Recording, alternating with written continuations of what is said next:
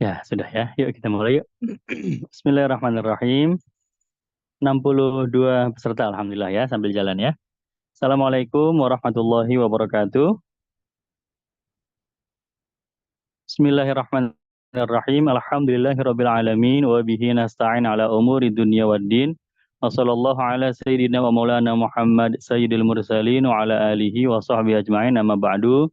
Rabbi shrah li sadri wa yassir li amri wa hlul 'uqdatam min lisani yafqahu qawli. Bapak Ibu, teman-teman sekalian yang rahmati Allah, alhamdulillah ya bersyukur kepada Allah Subhanahu wa taala yang mana pada malam hari ini kita masih dalam keadaan sehat, afiat, panjang umur, iman dan Islam sehingga masih dapat berkumpul dalam majelis kajian Zoom ya rutin kita setiap hari Senin malam ya. Baik.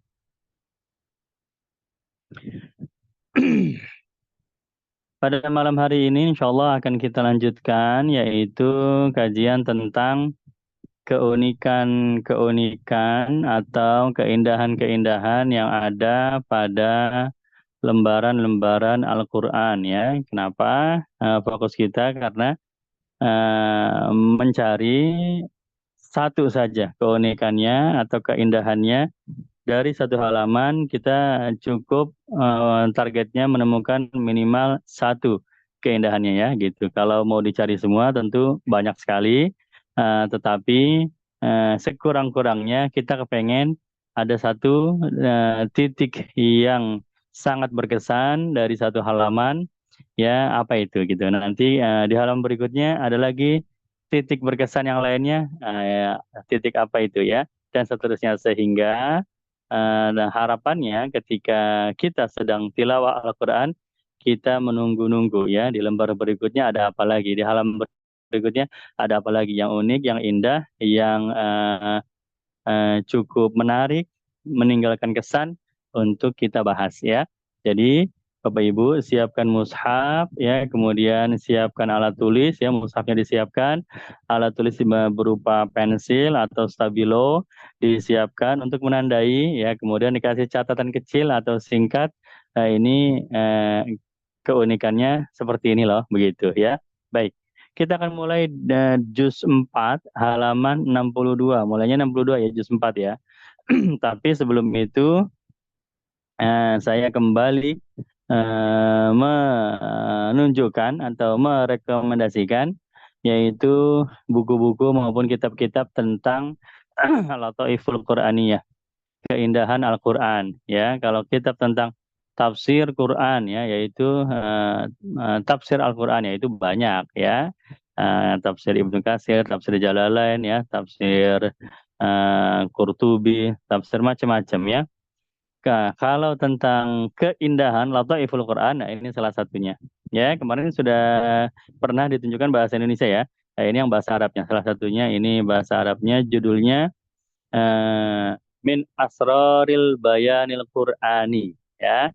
Ini pengarangnya masih hidup ini. Ya, ini kalau di search di YouTube itu banyak apa namanya kajian-kajian beliau yang disiarkan ulang yang sepertinya itu program TV ya, yaitu Ustadz Dr. Fadil Soleh As-Samaroi ya, Fadil Soleh As-Samaroi. Bayangkan wajahnya seperti Ustadz Quraish Shihab ya.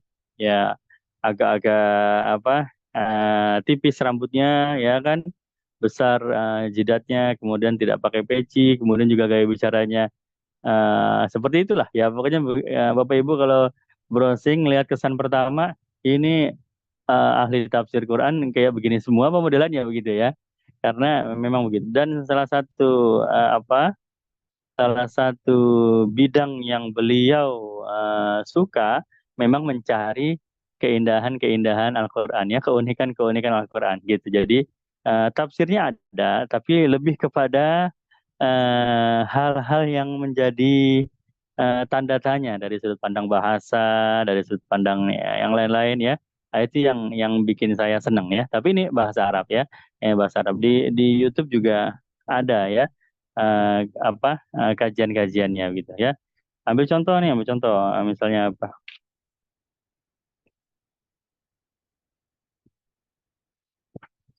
Ambil contoh di kitab ini, misalnya saya buka secara random ya.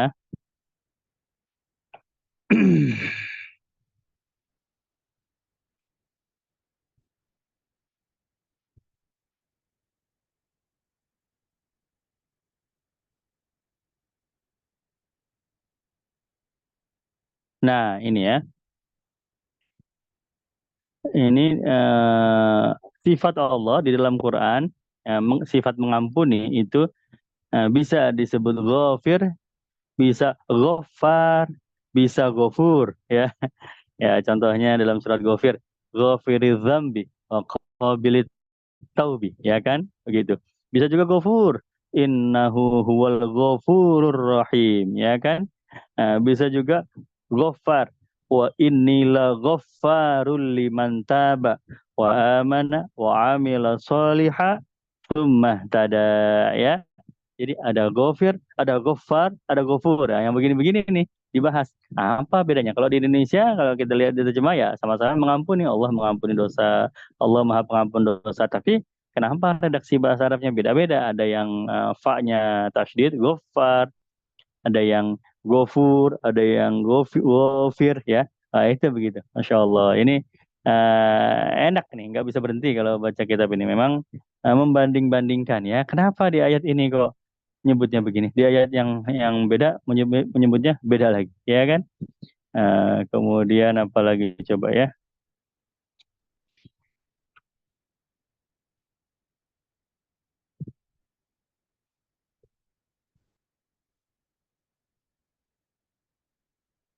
Ah, ini sering kita bahas ya. Penyebutan kata tahun itu ada sana, ada lagi am, ya, sama-sama tahun. Padahal beda ya. Walaqad akhadna ala fir'auna bisinin, ya, itu pakai sana. Ya, kemudian eh humma ya'ti min ba'di dzalika amun fihi yughathun nas wa fihi ya'sirun, ya. Ya, artinya sama-sama tahun ya. Sesungguhnya kepada keluarganya Firaun bertahun-tahun ya. Kemudian juga sesungguhnya diutus kepada mereka bertahun-tahun. Tapi bertahun-tahun di dalam surat Al-A'raf pakai sanah ya, tapi di dalam surat Yusuf pakai am. Nah, ini yang menarik. Jadi ini saya beli di Tokopedia atau Shopee ya. Kurang lebih di online lah pokoknya. Ini bagus ini. Min Asraril Bayanil Qur'ani. Dan kitabnya Dr. Fadil Soleh, yaitu saya sudah ada 3 judul ya. Ada lagi Balaghatul Kalimah ya. Ada lagi tafsir beliau juga sama ya. Nah, jadi begitu beli satu, saya tanya sama sellernya, ada lagi nggak kitab karangan ini pengarangnya sama? Begitu, dia jadikan ada, ya sudah saya beli. Nah, begitu ya. Ya, disclaimer aja, sekedar informasi, buku-buku maupun kitab yang saya tunjukkan di Zoom, ini saya tidak jual ya. Jadi Bapak Ibu kalau mau cari, cari sendiri di di Tokopedia atau di Shopee atau di online aja cari ya. Tidak, saya tidak jual karena saya juga beli juga, beli juga ke orang lain. Hanya itu rujukan saya ketika mencari sumber untuk kajian kita ini ya, begitu. Sebab kemarin ada yang nanya, Ustaz saya pesan satu, ya saya nggak jual, cari sendiri ya, begitu. Yuk kita lanjut ke juz 4 mulai dari halaman 62. Saya share melalui aplikasi.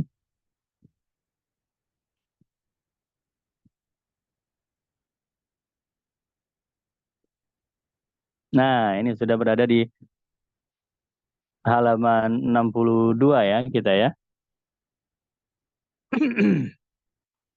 Baik. Kita akan mulai ya. Bismillahirrahmanirrahim. Di halaman 62 ada satu kata yang unik, yang tepat sekali kata itu berada di sini, yaitu eh, ayat ke-97 ya. Wa man kafara.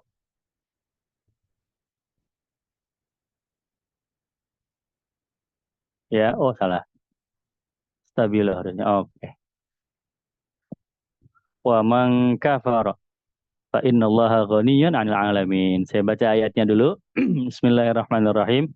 Fihi ayatun bayyinat maqamu Ibrahim wa man dakhalahu kana amina walillahi 'alan nasi hajjul baiti man istata'a ilaihi sabila wa man kafara fa innallaha ghaniyyun 'anil 'alamin. Ya, di dalam Masjidil Haram, fihi ayatun bayyinat, ada tanda-tanda yang nyata, yaitu makom Ibrahim, tempat berdirinya Nabi Ibrahim ya ketika membangun Ka'bah.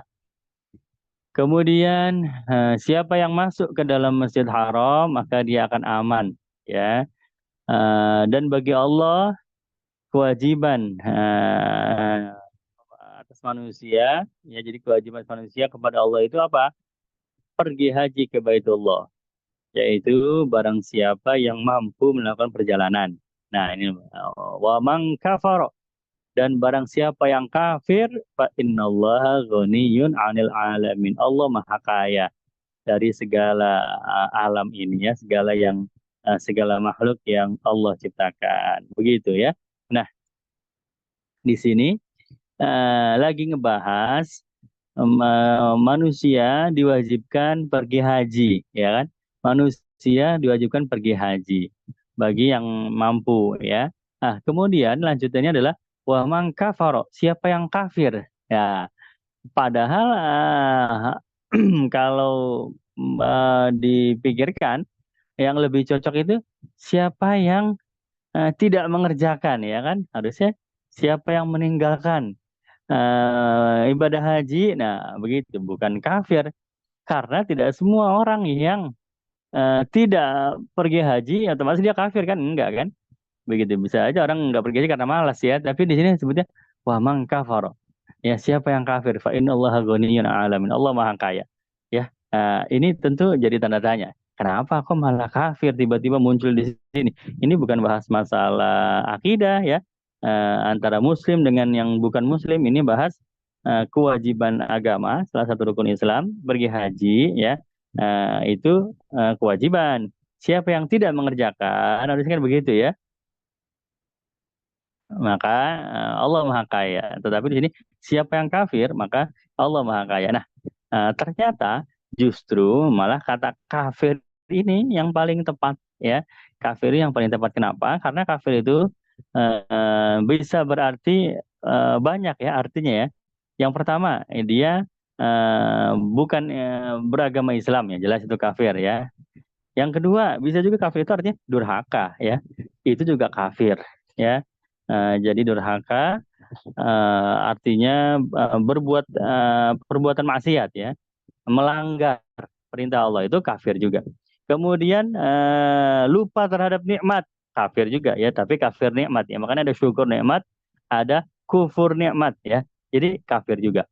Nah, makanya kata kafir ada di ayat ini itu paling cocok ya. Kenapa? Karena orang itu dia seandainya dia tidak pergi haji, alasannya macam-macam, dan itu bisa kembali kepada kafir. Semua alasan tersebut. Yang pertama, ada orang tidak mau pergi haji karena memang dia pemikirannya menyimpang. Dia menyebutkan haji bukan kewajiban dari agama ya. Ada aja ya aliran-aliran kayak begini. Jangankan haji, sholat aja ada yang bilang sholat bukan kewajiban dari agama ya. Kenapa? Karena kita belum ada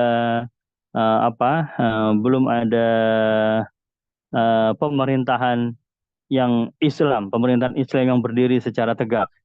Ya, alasannya begitu. Dulu saya di zaman kuliah itu tahun 99 itu sudah dengar doktrin-doktrin begitu, ya dari segelintir aja orang-orang yang disesatkan ya.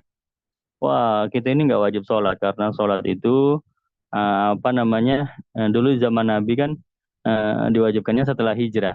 Setelah hijrah berarti Nabi sudah ke Madinah. Nabi sudah di Madinah berarti memang sudah ada pemerintahan yang Islami, ya kan?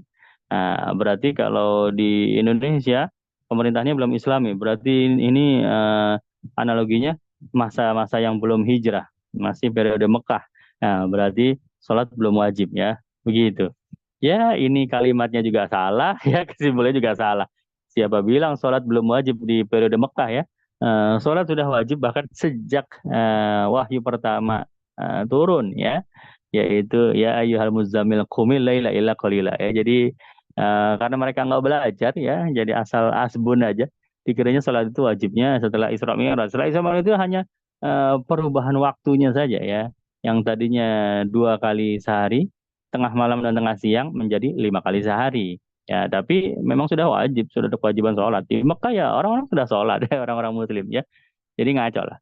Ya, jadi orang yang menyebutkan sholat tidak wajib, haji tidak wajib, atau kurban itu bukan ibadah, ada aja ya, ada aja begitu. Ya, itu baru, itu jelas dia mengubah-ubah hukum Allah, itu kafir, artinya keluar dari agama Islam ya. Ada lagi alasan orang tidak mau haji, dia nggak bilang ya itu bukan kewajiban, bukan cuman santai aja lah gitu ya. Santai aja lah. Haji ntar aja lah ya. Itu kan saya ini belum pantas haji. Saya ini masih dalam keadaan bergelimang dosa. Saya masih suka berbuat maksiat, ya enggak. Saya masih kumpul sama orang-orang dunia. Wah, nanti kalau haji, ya nanti saya jadi merusak nama baik agama Islam. Ya artinya mereka meremehkan, ya kan? Mereka nganggap ya nantilah ya.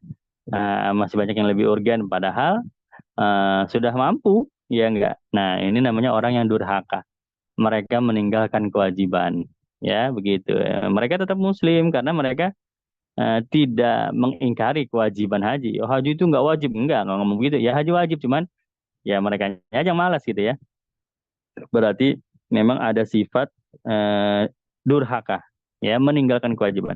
Nah, satu lagi ada orang yang merasa apa namanya, tidak mau haji karena masih merasa belum mampu, padahal udah mampu gitu ya. Ya, tapi apa, dia punya tabungan sudah cukup buat ONH, ya kan? Oh, tapi nanti pikirnya panjang, maaf, ini saya belum belum cukup gitu, karena saya masih banyak ini itu gitu. Jadi kalau kebutuhan saya nanti tabungan saya dipakai buat haji, nanti saya bisa jatuh miskin, padahal nggak miskin gitu. Jadi dia kufur nikmat. Dia lupa terhadap nikmat Allah. Nikmat Allah itu banyak, tapi dia rasanya sedikit gitu ya. Orang-orang yang bakhil, yang pelit biasanya kayak begini nih ya. Dikasih nikmat banyak tapi masih merasa sedikit aja, masih minta nambah-nambah terus ya. Disuruh haji masih merasa miskin aja, padahal udah kaya itu orang ya. Tapi masih merasa miskin aja. Nah, ini namanya kufur juga, tapi kufur nikmat. Maka di ayat ini, ayat ke-97, kata kafir itu memang kata yang paling tepat ya. Wa man kafara fa innallaha ghaniyun 'anil alamin. Kenapa? Karena semua alasan orang yang tidak mau haji itu semuanya kembali kepada kafir juga ya, dengan berbagai macam makna yang berbeda dari kafir itu sendiri ya. Subhanallah. Baik, sekarang halaman 63 ya.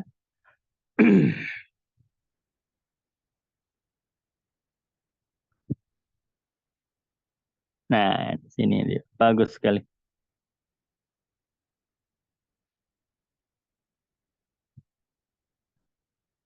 Watas mana tadi?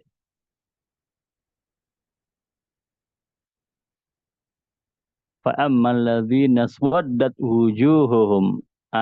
Ini dia ya.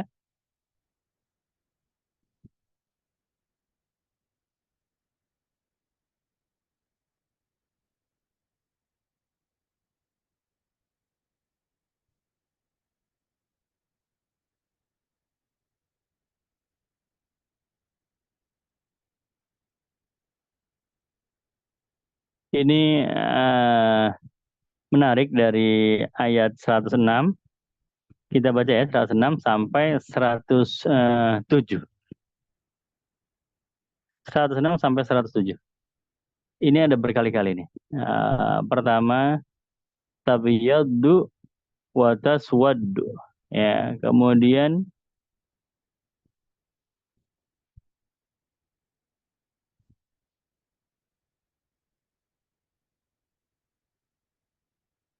ibyaddat iswaddat dengan ibyaddat. Nah, ya. Ya kita baca ayatnya. Bismillahirrahmanirrahim. Yauma tabyaddu wujuhu wa taswaddu wujuh. Fa ammal ladzina waddat wujuhuhum akafartum ba'da imanikum fadhuqul adzaba bima kuntum takfurun. Wa ammal ladzina byaddat wujuhuhum fa fi rahmatillah hum fiha khalidun. Ya, di ayat 105 ya. Ayat 106 ya, ayat 106. Pada hari itu ada wajah yang putih berseri, tabyaddu wujuh, putih berseri. Dan ada wajah yang hitam, taswaddu, ya, ada wajah yang putih dan ada wajah yang hitam. Jadi putih dulu disebutin ya, baru hitam. Oke, sampai sini ya. Yauma tabyaddu wujuh wa taswaddu wujuh. Putih dulu baru hitam. Ya, kemudian berikutnya fa ammal ladzina swaddat wujuhuhum, ya. Mereka yang berwajah hitam ditanya kepada mereka, "Kenapa kamu kafir setelah beriman?" Karena itu ini nih, rasakanlah azab yang disebabkan kekafiranmu. Ya. Nah, mereka yang berwajah hitam ditanya, "Kenapa kamu kafir?" Ya. Wa ammal ladzina biyaddat, sedangkan mereka yang berwajah putih, ya, mereka berada dalam rahmat Allah, dalam surga ya, dan mereka kekal di dalamnya. Ya, baik. Nah, eh, ini menarik. Kenapa menarik? Ini wajah putih dan wajah hitam disebut dua kali. Yang pertama, tabyaddu wujuh dan taswaddu wujuh. Mereka orang-orang yang berwajah putih dan berwajah hitam. Yang kedua, fa'amal ladzina swaddat. Mereka yang hitam wajahnya, mereka yang ditanya oleh Allah, kenapa kamu kafir ya? Sedangkan mereka yang putih wajahnya ya. Jadi yang kedua justru hitam dulu disebutin, baru putih. Padahal di kalimat yang sebelumnya putih dulu baru hitam. Tapi yang kedua kenapa ketika dijabarkan yang hitam dulu baru yang putih? Begitu ya. Nah, ini bagus sekali. Jadi apa urutan urutan yang disebutkan pertama tabyaddu wujuh wa taswaddu wujuh itu eh, ingin menunjukkan kemuliaan ya, bahwa mereka yang berwajah putih pada hari tersebut yaitu hari kebangkitan ya, itu mereka orang-orang yang mulia ya, orang-orang yang mulia. Nah, jadi mereka orang yang bahagia, orang-orang yang beriman ya. Nah, maka wajah putih disebutkan lebih dulu ya. Nah, kemudian setelah itu ayat ini bercerita tentang alasan kenapa yang wajahnya hitam itu mereka berwajah hitam, dan kenapa yang berwajah putih mereka wajahnya putih, bagaimana keadaan mereka ya. Nah, tetapi Allah menginginkan agar kisah ini ditutup dengan kisah yang indah. Maka ketika menyebutkan alasannya, yang wajah hitam dulu yang disebutin ya, agar nanti wajah hitam eh, agar nanti wajah putih itu nanti dia menjadi akhir dari cerita. Jadi ini jadi cerita yang indah gitu karena happy ending. Ya, begitu ya. Jadi karena ini happy ending, jadi ya wajah hitam dulu disebutkan, ya fa ammal ladzina aswadat wujuhuhum akafartum ba'da imanikum. fadzuqul azab bima kuntum takfurun. Ya, kepada orang-orang yang berwajah hitam, ya mereka ditantang atau ditegur oleh Allah, kenapa kamu kafir ketika di dunia, rasakan ini azab ya, tapi happy ending. Dan sedangkan mereka yang berwajah putih, mereka berada dalam rahmatnya Allah dan mereka kekal di dalamnya, ya begitu. Jadi eh, di awal ayat, tabyaddu wujuh, mereka yang berwajah putih, ini menunjukkan kemuliaan. Maka di pertengahan kalimatnya sampai di ayat berikutnya, kemuliaan itu masih terus kita rasakan, yaitu dijadikan sebagai happy ending ceritanya, ya begitu. Maka memang benar, begini harusnya. Jadi wajah putih dengan wajah hitam, kemudian susunan yang kedua wajah hitam dulu, baru wajah putih, ya. Jadi wajah putih ada di akhir cerita, ya. Baik. Nah, kemudian ini halaman 63 ya. Baik, lanjut ke halaman 64.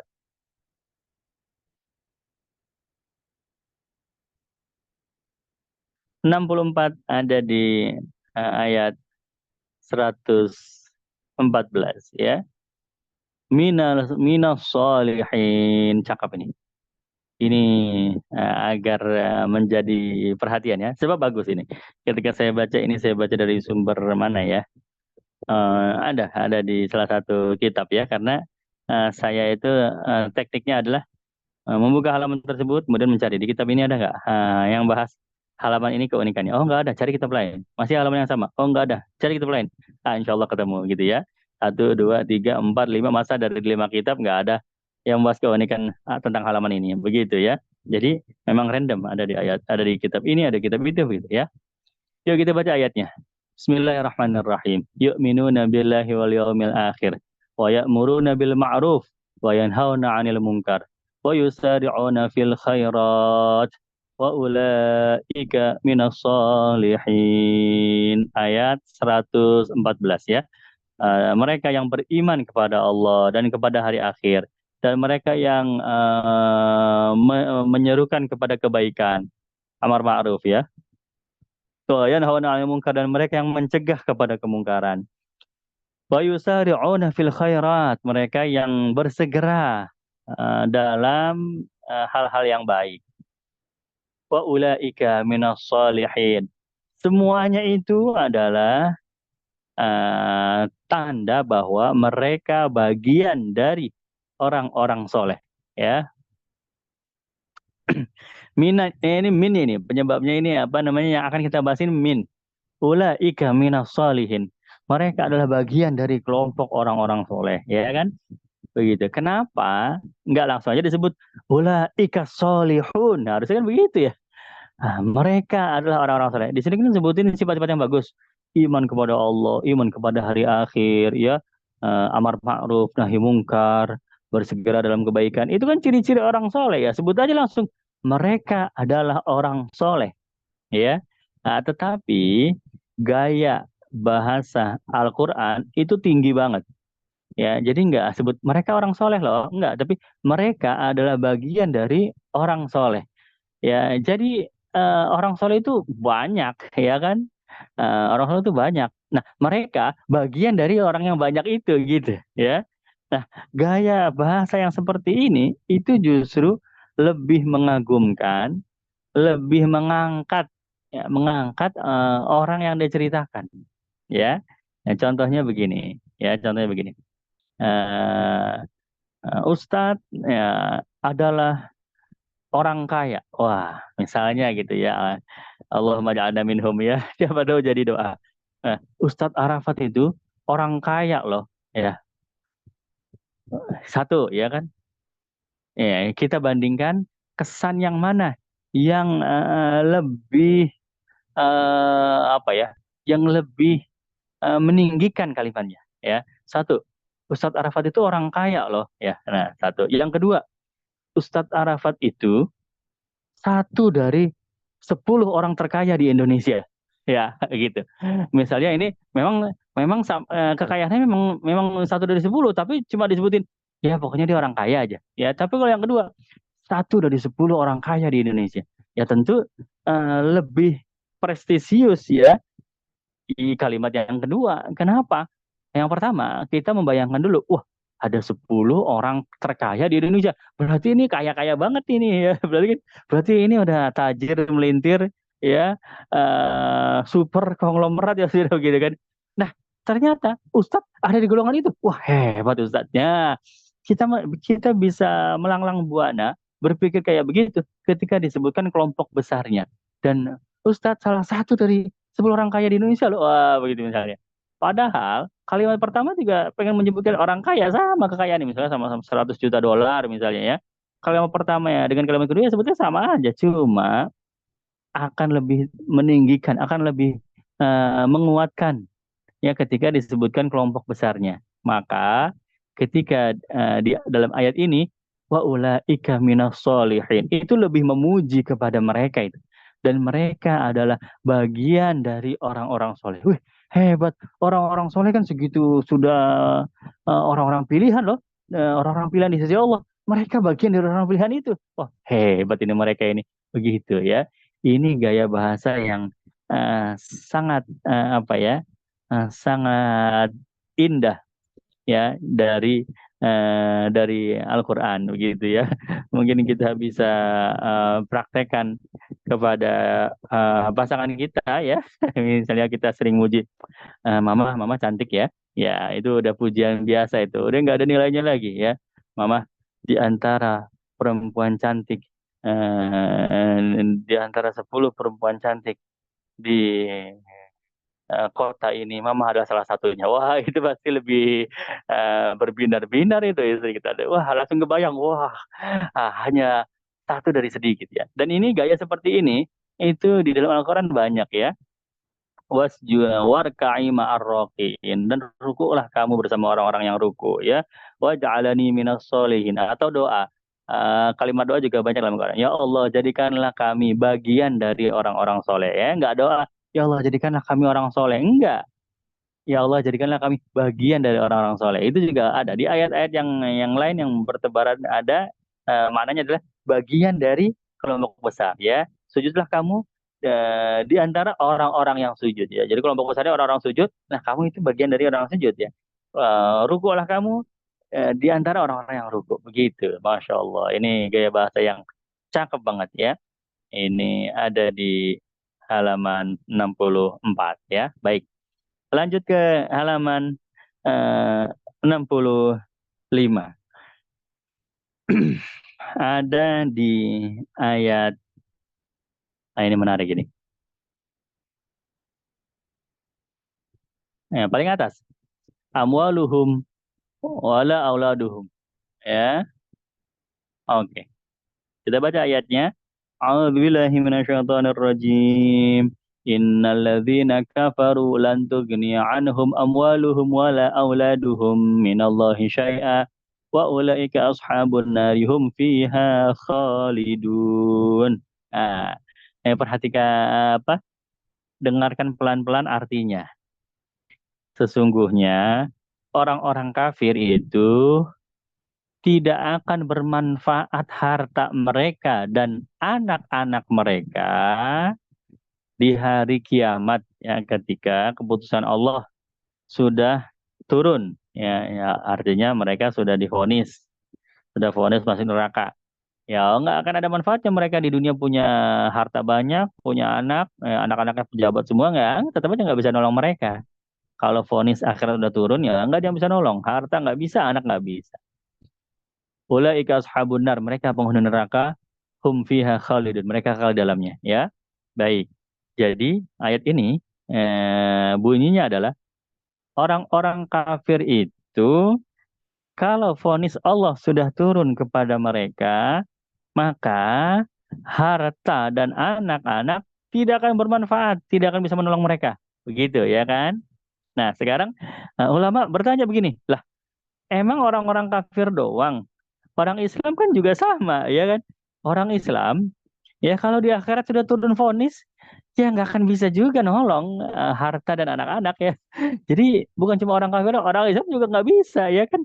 Nah, karena sudah kan semua manusia dihisap, dihitung amal perbuatan yang kafir dengan yang muslim kan.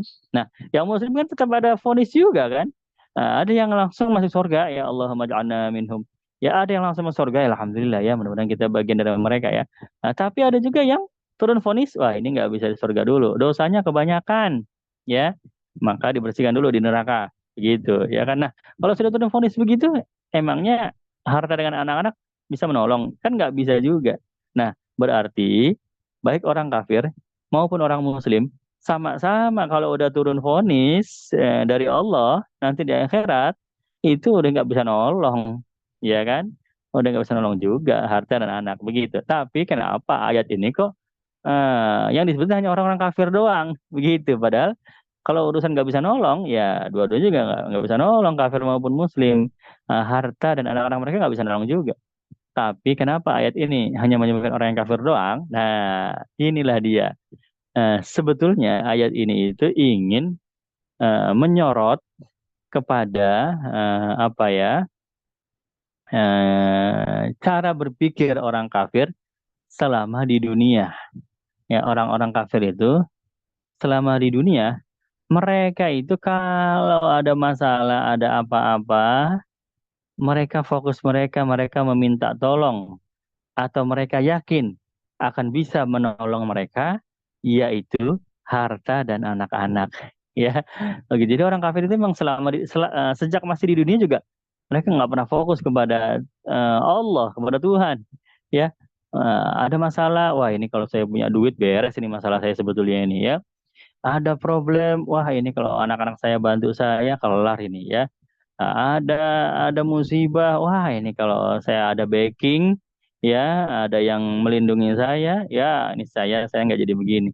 Wah ini asal ada pelicinnya aja nih, ada uang ini ya.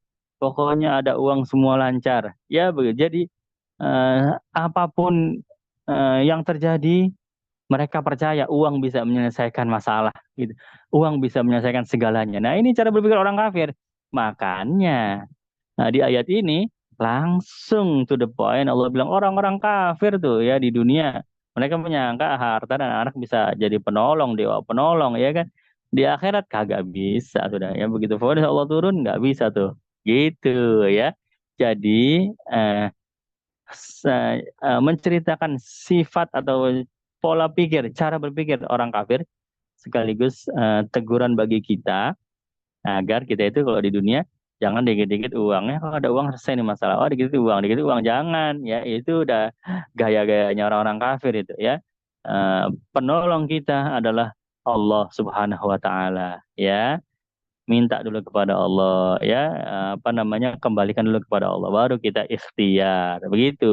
Hah, ini bagus ini ayat ini bagus bagus bagus ya. Baik. Halaman berikutnya. Halaman berikutnya ini satu kesatuan, namanya munasabah ayat. Halaman 66. Ya, halaman 66. Lihat ini perlu di ini ya. La ta'kulur riba.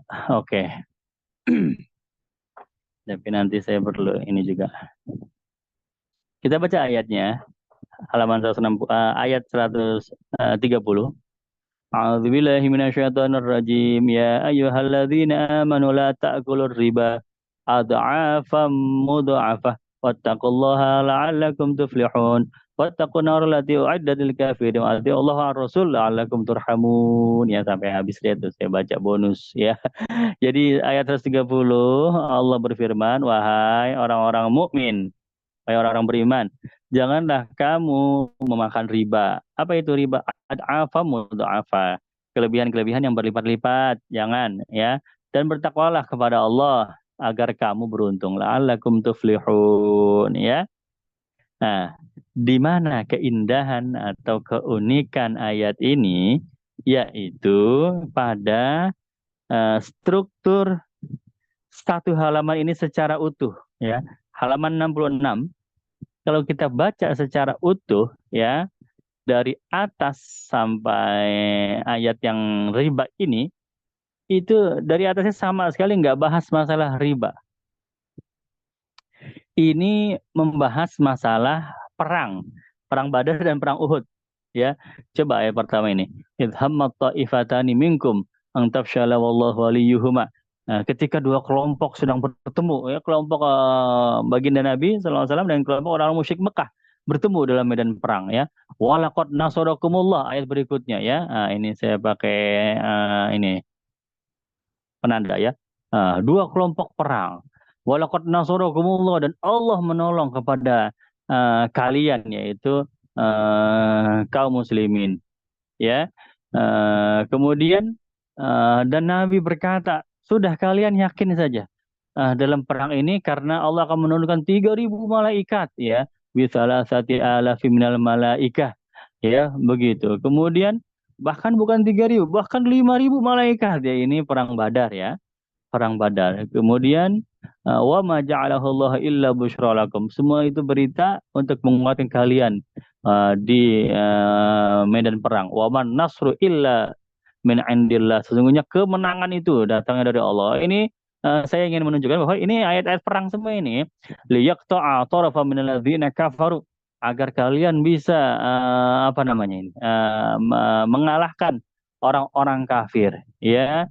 Laisa laka minal amr syai'un ayyatuba alaihim ayu azibahum fa innahum zalimun, ya. Bukanlah urusan kalian apa namanya kejahatan-kejahatan mereka nanti Allah yang balas, ya, begitu, ya. Eh, Sama juga, ya, ini di perang Uhud, ya, di perang Uhud bagaimana pasukan musyrik itu terlalu kejam membunuh para sahabat Nabi, bahkan paman Nabi Sayyidina Hamzah sudah gugur, sudah meninggal dunia, ya. Itu masih disobek juga perutnya, diambil bagian dalam hatinya, ya. Itu kan kejam, ya. Nabi sangat geram dengan kekejaman mereka. Kata Allah, udah bukan urusan engkau wahai Nabi, kekejaman mereka Allah yang sudah punya perhitungannya. Walillahi ma fis samawati wal ard. Allah yang menguasai langit dan bumi. Ya, ini juga sama. Ya, jadi intinya adalah apa? Ayat-ayat di atasnya ini semua pembahasan-pembahasan tentang bertemunya dua kelompok pasukan yang siap berperang, siap berjuang, ya. Tiba-tiba langsung berputar 180 derajat, langsung membahas ya ayyuhalladzina amanu la ta'kulur riba ad'afam mudha'afah. Wahai orang beriman, janganlah engkau makan riba, yaitu kelebihan yang berlipat ganda. Begitu, ya kan? Nah, ini tentu jadi tanda tanya. Ini kok Jaka Sembung bawa golok, ya? Kok ini kok nggak nyambung, ya?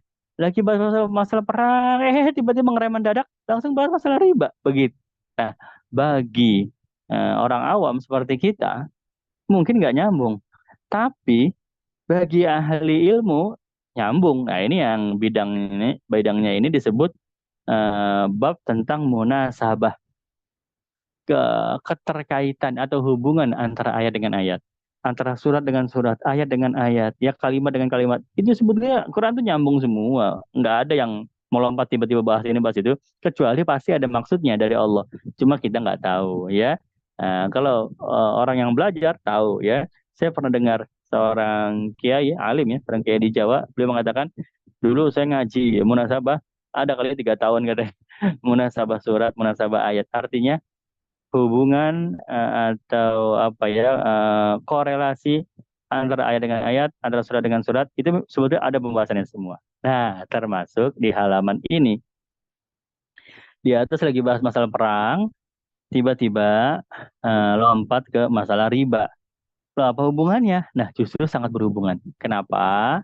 Bapak Ibu, teman-teman saya yang dirahmati Allah, ini adalah isyarat dari Allah bahwa berperang melawan riba itu juga perang yang besar, yang berat. Itu juga perjuangan yang butuh pengorbanan. Sama seperti berjuang di medan perang, ya.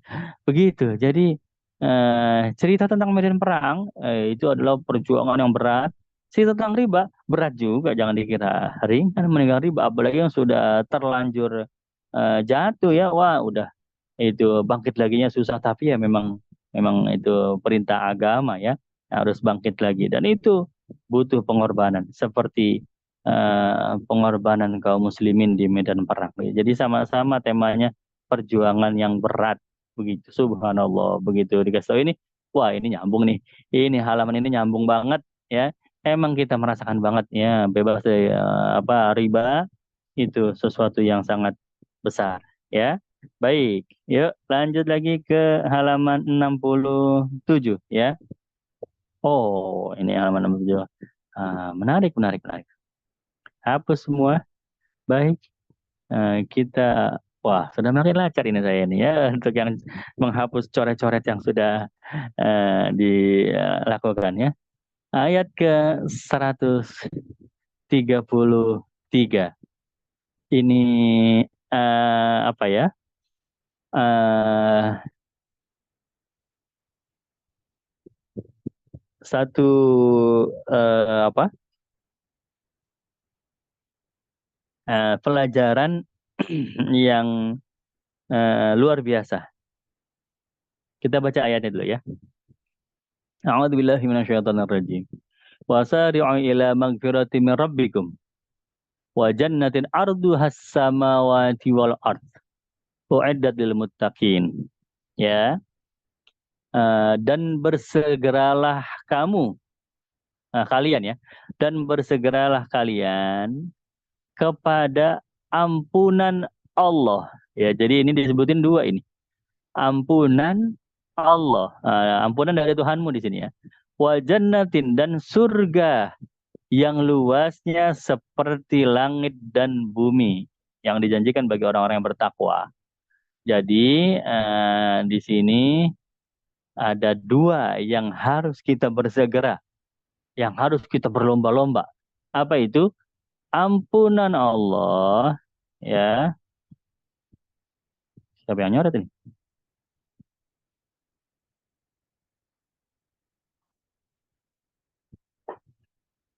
Oh, ini coret sendiri. Ya sudah, saya hapus dulu ya.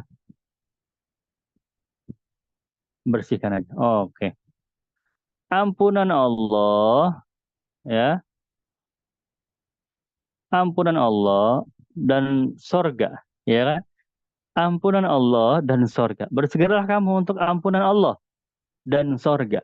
Namun di ayat ini yang dijelaskan luasnya sorga doang, dan sorga yang luasnya seperti langit dan bumi. Begitu, ya kan? Ampunan Allah nggak disebutin luasnya, tapi sorga disebutin luasnya seperti luas langit dan bumi. Nah, maka ini pelajaran yang sangat berharga sekali, indah sekali. Apa yang ingin disampaikan ayat ini bahwa sorga segitu luasnya, seluas-luasnya itu sorga, masih terukur luasnya seperti langit dan bumi. Ya, memang luas banget ya, banget, banget, banget luas. Ya, tapi masih ada pembanding ukurnya, itu langit dan bumi, ya kan? Ya iya luas, ya sorga ya nggak, luas langit dan bumi. Tetapi ampunan Allah itu udah nggak ada pembandingnya, karena teramat sangat maha luas ampunan Allah itu. Ya jadi luasnya sorga nggak ada apa-apanya dia bandingkan luasnya ampunan Allah. Karena tidak bisa menggambarkan seperti apa luasnya ampunan Allah, maka di ayat ini nggak ada gambarannya. Luasnya seperti apa? Yang ada gambarannya hanya luasnya sorga. Luasnya sorga itu arduha samawati wal ard. Seperti luasnya langit dan bumi. Masya Allah. Jadi kita jangan berputus asa, jangan patah harapan dengan ampunan Allah. Sebesar-besar dosa kita, sebesar-besar maksiat yang pernah kita kerjakan, kalau kita taubat dengan sungguh-sungguh, ampunan Allah jauh lebih luas lagi. Ya, Masya Allah. Cakep, ini cakep. Merinding ini ya, halaman 67 ini. Ayatnya luar biasa ya. Baik, yuk. Halaman 68. Bapak Ibu teman-teman sekalian yang dirahmati Allah, barangkali yang baru bergabung ini, kalau kajian-kajian apa mencari keunikan Al-Quran seperti ini memang saya non-stop ya. kebut karena kebut pun nggak keburu 1 jam 10 halaman ya. Begitu. Jadi dinikmati saja, disimak baik-baik. Lanjut lagi begitu terus ya. Yuk halaman 68 sekarang. Itu ayatnya ada di ayat yang paling bawah ya. Sawabad dunya wa sawabal akhirah ya. Sebetulnya kaitannya itu dari atasnya ini ya. Dari dari ini. Rabbana ghfir lana dzunubana wa israfana fi amrina wa tsabbit aqdamana. Oke ya, kita baca dulu ayatnya. A'udzubillahi minasyaitonir rajim. Bismillahirrahmanirrahim. Wa ma kana qaulahum illa an qalu rabbana ighfir lana dzunubana wa israfana fi amrina wa tsabbit aqdamana wansurna ya wansurna 'alal qaumil kafirin. Fa'atahumullahu thawabad dunya wa husna thawabil akhirah. Wallahu yuhibbul muhsinin. Ya, baik. Ayat 147 ini menceritakan orang-orang mukmin ya yang berdoa kepada Allah ya, dan mereka berdoa tidaklah ada doa mereka kecuali jadi apa yang mereka doakan kepada Allah, Rabbana ighfir lana, ya Allah ampunilah dosa-dosa saya. Rabbana ighfir lana dzunubana, ampunilah dosa saya. Wa israfana fi amrina, dan sifat ampuni dosa-dosa kami dan sifat kami yang berlebih-lebihan. Ampuni sifat kami yang suka berlebih-lebihan ya. Wasabit aqdamana, dan tegakkan langkah kaki kami. Ya, di dalam medan perang ini maksudnya ya. Artinya kuatkan ya, tambahkan apa namanya kekuatan begitu. Wansurna 'alal qaumil kafirin, dan tolonglah kami melawan orang-orang kafir. Ya, jadi doanya ada berapa ini? Ada 4 ya. Orang-orang mukmin berdoa kepada Allah, ampuni dosa kami. 1, ampunilah sifat kami yang suka berlebih-lebihan. 2, dan kuatkanlah langkah kaki kami dalam medan perang. 3, dan menangkanlah kami atau tolonglah kami dari orang-orang kafir. 4, ya. Orang-orang mukmin berdoa kepada Allah dengan 4 perkara. Ya, itu. Rabbana ighfir lana dzunubana. 1, wa israfana fi amrina. 2, wasabit aqdamana. 3, wansurna 'alal qaumil kafirin. 4 ya. Baik. Ini ayat 147 doanya. Sedangkan jawabannya dari Allah, artinya dikabulkannya, pengkabulan doanya dari Allah ada di 148. Apa kata ayat ini? Fa'atahumullahu, dan Allah berikan kepada mereka. Jadi Allah jawab doa mereka ya. Mereka kan doa tuh dijawab sama Allah ya. Kan Allah menjawab doa ya kan. Allah Maha mengabulkan doa. Ya, maka Allah kabulkan doa mereka. Apa pengkabulan dari Allah? Sawabad dunia, yaitu balasan di dunia, wa husna sawabil akhirah, dan balasan yang baik di akhirat. Wallahu yuhibbul muhsinin. Allah menyukai orang-orang yang muhsin ya. Jadi orang-orang mukmin berdoa dengan 4 perkara ya. Ampunin dosa, ampunin dari kesalahan mereka yang berlebihan, kemudian kuatkan langkah mereka, kemudian tolong mereka dari orang kafir. Dijawab oleh Allah, ya, nanti akan diberikan balasan di dunia dan nanti juga balasan di akhirat. Begitu. Berarti pengkabulan doa, ijabahnya doa dari Allah ini nggak berurutan, ya kan? Karena yang diminta orang mukmin itu kan urusan akhirat dulu. Diampuni dosa dulu, diampuni dari kesalahan sifat-sifat jelek. Itu kan urusan akhirat. Baru urusan dunia. Urusan dunia apa? Tegakkan langkah kaki kami, menangkan kami terhadap orang kafir, ya kan? Yang diminta diampuni dosa dan dibantu terhadap orang kafir. Harusnya kalau memang jawaban doa itu berurutan sesuai dengan yang diminta, harusnya ayat berikutnya itu fa'atahumullah magfirah, ya kan? Dan Allah turunkan kepada mereka ampunan. Ya, mereka kan pertama minta ampun ya, dikasih ampunan itu. Kemudian wan nasru alal kaumil kafirin, dan kemenangan atas orang kafir ya. Mereka kan juga minta pertolongan, ditolong deh tuh. Begitu, harusnya kan begitu. Sesuai dengan yang diminta. Tetapi ternyata jawaban Allah tidak sesuai dengan urutan yang diminta. Ya, diampuni sih, dikabulkan dikabulkan, tapi urutannya terserah Allah. Begitu ya kan? Ini ayat mantep ini ya. Ini ayat ampun luar biasa. Cakep, cakep, cakep ya. Biar kita pada melek nih ya Bapak Ibu semua yang suka doa sama Allah, yang suka munajat sama Allah. Ya Allah, saya minta ini, minta itu, saya mohon kepada Engkau ini dan itu dan ini. Ya kan? Banyak kan? Iya. Katanya Allah Maha mengabulkan doa. Ya iya, Allah Maha mengabulkan doa, tapi tidak mesti sesuai dengan urutan yang engkau minta. Allah kabulkan mungkin yang doa yang dulu baru dibalas sekarang, ya kan? Atau mungkin Allah membalas menjawab dulu doa yang sekarang, doa yang dulu belum, dipending dulu, nanti baru dibalas gitu. Jadi urutan yang kita minta belum dijawab-jawab, ya. Yang baru-baru aja kita minta malah dijawab duluan. Ya, itu namanya Allah yang paling mengetahui kapan waktu yang tepat untuk doa-doamu. Karena doa-doa kita kan terlalu banyak ya. Semua kita minta ini itu ini itu ini itu. Nah, Allah yang ngatur.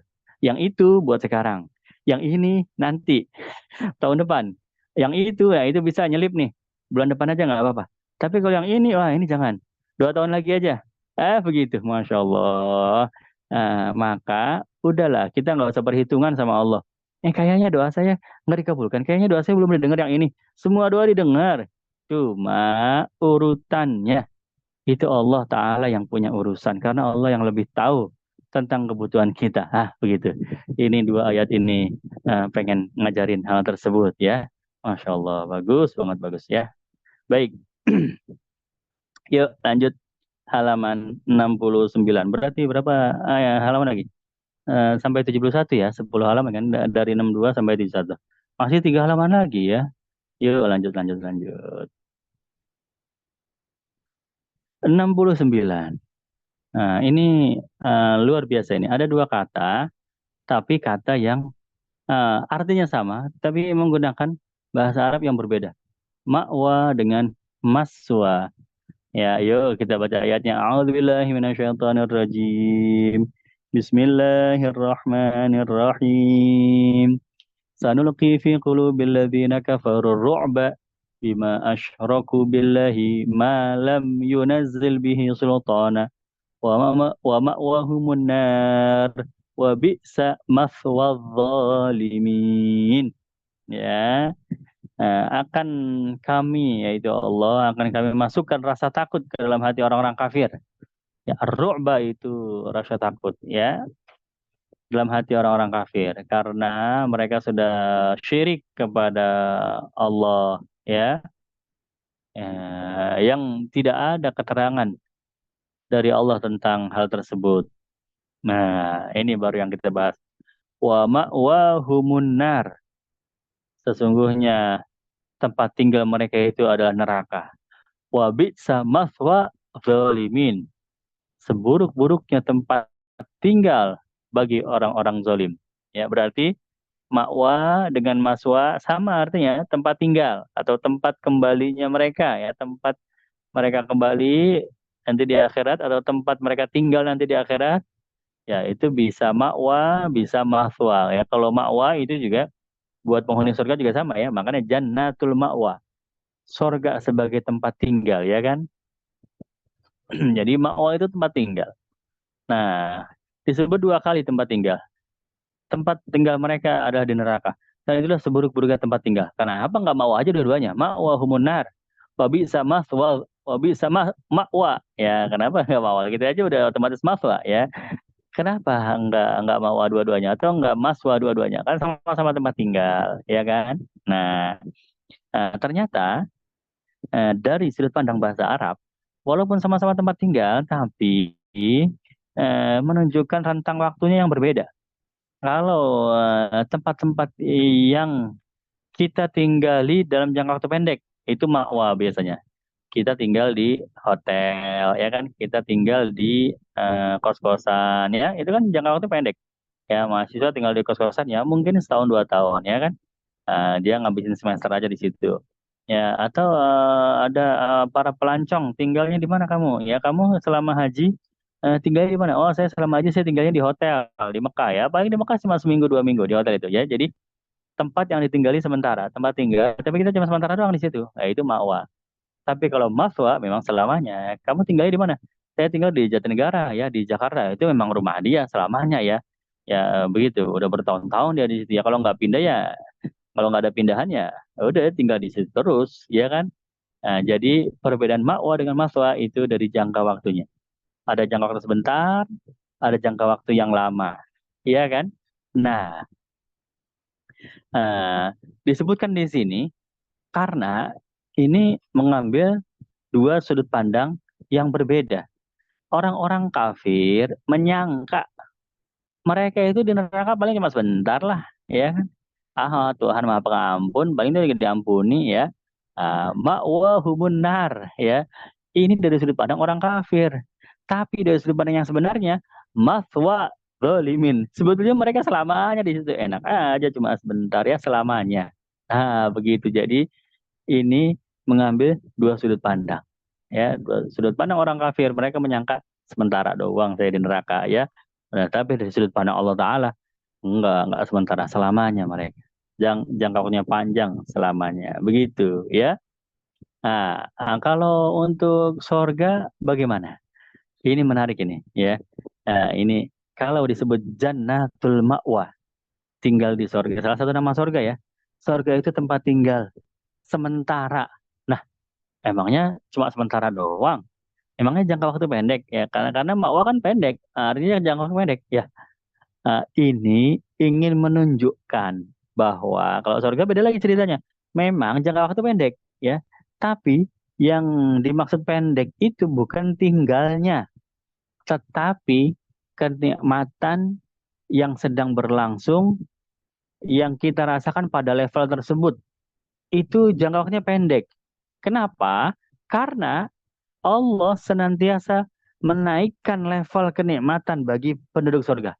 Jadi kita nggak terus-terusan di situ, di level itu. Naik levelnya. Ya, ini untuk semua penduduk surga di semua tingkatannya. Karena kalau level kenikmatannya sama, meskipun nikmat, tetap manusia pasti akan merasa bosan. Ya kan? Contoh, mobil yang paling mahal, ya sebut saja misalnya Alphard lah. Alphard itu udah mobil yang paling mahal, ya kan Toyota Alphard, harganya 1,4 M, ya kan? Kita dikasih nikmat itu ya, wah senang kita, ini mobil enak banget, ya sudah nyaman, AC-nya dingin, jalannya enak ya. Jangan kan batu-batu kecil, gujlakan nggak berasa, ya kan? Nikmat, coba pakai setahun 2 tahun, bosen, tetap aja bosen. Ya tanya orang-orang kaya, kenapa orang kaya sudah punya Alphard masih ganti-ganti lagi ya? Keluar terbaru beli lagi yang baru. Terus padahal sudah Alphard yang paling mahal ya. Ya karena bosan. Sifat manusia itu bosan. Senikmat apapun kenikmatan, itu pasti akan merasa jenuh, merasa bosan, ya kan? Makanan paling enak kita makan ya. Kalau tiap hari bosan juga, walaupun makanan paling enak, ya kan? Bosan juga. Maka Allah itu tahu sifat hambanya ini mudah bosan, cepat bosan. Kalau kenikmatannya sama, maka kenikmatan di surga itu selalu bertambah. Ya subhanallah ya. Ini dahsyat ini ya. Jadi jangan dikira kita di surga kenikmatan begitu-begitu aja. Enggak. Hari ini sudah nikmat, besok lebih tinggi lagi nikmatnya. Kalau besok sudah lebih tinggi, besoknya lebih lebih tinggi dan tinggi lagi.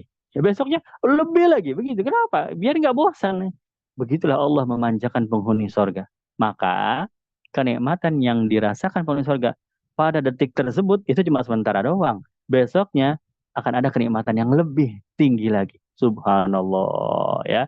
Itu dari sudut pandang Jannatul Ma'wa. Kalau di surga itu disebut Ma'wa ya benar dari sudut pandang kenikmatannya ya. Nah, ini semuanya ternyata ada penjelasan ya. Ada penjelasan semuanya ternyata. Baik, halaman 70, dua halaman terakhir pada malam hari ini ya. Ayat ke 157. Ya, ini juga perlu konsentrasi. Giliran yang perlu konsentrasi di halaman-halaman terakhir ya, di mana kita sudah ngantuk-ngantuk ya, ya. Ya udah nggak apa-apa, tapi seneng ya, ngantuk tapi seneng ya, karena ini kok unik-unik banget ya Al-Quran ini ya. Ya kok kita baru tahu semuanya ya, Alhamdulillah ya, daripada nggak pernah tahu ya kan. Kutiltum dan muttum ya, kutiltum dengan muttum. Oke, ya kita baca ayatnya. A'udzubillahi minasyaitonirrajim. Wala in qutiltum fi sabilillah aw muttum la maghfiratum minallahi wa rahmah khairum mimma yajma'un ya. Ini ada di ayat 157. Sungguh seandainya kamu terbunuh di jalan Allah, terbunuh fi sabilillah artinya mati syahid. Mati syahid itu mati di medan perang ya. Ataupun kamu meninggal dunia ya, meninggal secara umum ya. Karena sakit atau karena apa, meninggal lah, meninggal dunia secara umum. Yang satu mati karena terbunuh, yang satu mati secara umum ya. Eh, Pastilah ampunan Allah dan rahmatnya lebih baik bagimu dari apa saja yang bisa mereka kumpulkan ya. Nah, kita ingin fokus kepada ayat ini menyebutkan mati syahid lebih dulu. Ini namanya takdim wa takhir. Ini kan sering ya kita bahas ya. Kenapa ini lebih dulu? Kenapa ini disebut belakangan? Ya, gitu. Ini juga sama. Mati syahid, mati terbunuh di medan perang disebutkan lebih dulu. Baru kemudian meninggal dunia secara umum. Itu disebutkan yang keduanya ya. Kutiltum dulu, baru mutum, ya kan? Padahal di ayat sebelumnya meninggal dunia lebih dulu, baru terbunuh di medan perang. Ya, lihat nih. Matu, kemudian kutilu. Ya kan? Ya ayyuhalladzina amanu la takunu kalladzina kafaru wa qalu li ikhwanihim idza darabu fil ardi aw kanu ghuzzan law kanu indana ma matu wa ma qutilu liyaj'alallahu dzalika hasratan fi qulubihim wallahu yuhyi wa yumiit wallahu bima ta'maluna basir. Wahai orang-orang yang beriman, jangan kamu seperti orang kafir. Mereka berkata kepada saudara-saudaranya, kalau mereka lagi perjalanan atau mereka lagi mau berperang, udah ya, kalau mereka tetap bersama kita, tentu mereka tidak akan mati atau tidak akan terbunuh, begitu ya. Hal yang demikian itu karena Allah hendak menimbulkan rasa penyesalan di hati mereka. Ya, begitu. Jadi mereka tidak akan mati dan mereka tidak akan terbunuh. Ya, mati dulu kan, baru terbunuh di medan perang. Ya, di ayat sebelumnya. Atau di ayat setelahnya. Ini ayat setelahnya nih. Ayat setelahnya juga sama. Mati dulu. Ini nih halaman berikutnya ya. Muttum au kutiltum. Mati dulu, baru terbunuh. Ya kan? Jadi, di ayat 156 maupun 158, ayat sebelumnya maupun ayat setelahnya, mati dulu baru terbunuh. Tapi kenapa kok di ayat 157 ini, khusus untuk ayat ini, kenapa kok terbunuh dulu baru mati ya? Ini mati secara umum ya, meninggal dunia begitu ya. Kalau mati itu berarti bahasa Arab ya, bukan bahasa Indonesia yang tidak baku. Ustaz bahasanya kasar banget, Ustaz mati, meninggal dunia dong. Maksudnya mati bahasa Arab. Kalau bahasa Arab itu memang mutum, mati ya, begitu. Nah, jadi pertanyaannya, kenapa kok syahid fisabilillah disebutkan lebih dulu, baru meninggal dunia secara umum, khusus ayat ini. Tapi kenapa di ayat yang lain itu meninggal dunia dulu, baru terbunuh di medan perang. Nah, kalau kita lihat konteksnya di ayat-ayat sebelumnya maupun setelahnya, itu memang konteks jalan kehidupan manusia secara normal. Ya kan, manusia itu hidup, kemudian manusia itu akan meninggal dunia. Nah, di antara manusia meninggal dunia, yang meninggalnya karena terbunuh di medan perang itu kan cuma sebagian kecil doang. Ya, sebagian besarnya meninggal dunia secara wajar aja ya, sakit dan lain sebagainya ya kan. Nah, maka di ayat sebelumnya memang disebutkan meninggal dulu. mati dulu, baru terbunuh di medan perang gitu. Kenapa? Pengen menyebutkan kewajaran siklus hidup manusia begitu ya. Di halaman berikutnya juga sama, ya kan? Eh, Meninggal secara wajar, baru kemudian terbunuh di medan perang. Begitu karena ayat-ayat tersebut konteksnya hanya ingin menyebutkan siklus kehidupan yang normal. Sedangkan khusus ayat 157 ini disebutkan terbunuh di medan perang lebih dulu daripada meninggal dunia secara umum. Kenapa? Karena memang ayat ini diperuntukkan untuk menerangkan tentang keutamaan berjihad dan mati sebagai seorang syahid. Itu keutamaannya tinggi, ya. Apa itu keutamaannya? Magfiratum minallah wa rahmah. Begitu ya. Emang ini konteksnya lagi ngebahas apa? Kemuliaan dari orang-orang yang mati di medan perang, ya mati dulu disebutin. Begitu. Tapi kalau yang ayat lain, yang konteksnya memang nggak ke situ. Memang siklus kehidupan secara umum aja. Ya berarti meninggal dunia dulu yang disebutin. Ini bukti ketelitian Al-Quran, ya. Ya, nggak mesti urutan itu sama. Terus kadang-kadang urutannya yang tadinya disebut belakangan, malah disebut duluan. Oh, rupanya memang konteksnya begitu. Sesuai dengan konteks. Teliti banget Al-Quran ya. Masya Allah, luar biasa. Ya, ini halaman 70. Terakhir, halaman 71. Ya, ini adalah keindahan. Keindahan cara menyebutkan Rasulullah itu. Ya, halaman halaman 71 ayat ke 164 ya. Nah, alhamdulillah ditutup dengan keindahan Rasulullah ini ya. Ini jadi ngantuknya hilang ini ya. Laqad mannallahu 'alal mu'minina idz ba'atsa fihim rasulam min anfusihim yatlu 'alaihim ayatihi wa yuzakkihim wa yu'allimuhumul kitab wal hikmah wa in kanu min qablu la fi dhalalin mubin. Ya, ayat 164. Sesungguhnya Allah telah memberi karunia kepada orang-orang yang beriman ketika mengutus seorang rasul min anfusihim ya, mengutus seorang rasul min anfusihim, ya dari golongan mereka sendiri, ya dari kalangan mereka sendiri, yang mana Rasul itu membacakan kepada mereka ayat-ayat Allah, mensucikan jiwa mereka, mengajarkan Al-Quran dan juga hikmah, ya. Meskipun sebelumnya mereka adalah berada dalam kesesatan yang nyata, begitu, ya. Nah, jadi ini cerita tentang diutusnya baginda Nabi Muhammad SAW Rasulullah ya kepada para sahabat, ya kepada orang-orang Arab di sana. Nabi disebutkan dalam Quran ini ba'asa fihim rasulam min anfusihim. Mengutus rasul dari golongan mereka. Maksudnya kan begitu ya, dari golongan mereka maksudnya. Ya, mereka kan Arab. Ya, maka rasul itu dari orang Arab juga. Itu dari golongan mereka, ya kan? Tapi kata ulama, kalau emang maksudnya dari golongan mereka nggak cocok anfusihim. Ya, langsung aja minhum gitu. Jadi kalau emang maksudnya mereka orang Arab, berarti Rasul yang itu juga dari orang Arab juga. Ya itu sebenarnya cukup diwakili dengan idz ba'atsa fihim rasulam minhum gitu. Seorang rasul dari kalangan mereka itu udah cukup. Tapi kenapa anfusihim di sini? Ya anfusihim itu dari nafsu. Nafsi itu artinya jiwa, ya kan? Manusia itu ada jasad, ada jiwa, ya kan? Jadi ini bukan pengen membahas masalah jasadnya, tapi hubungan antara jiwanya, begitu ya.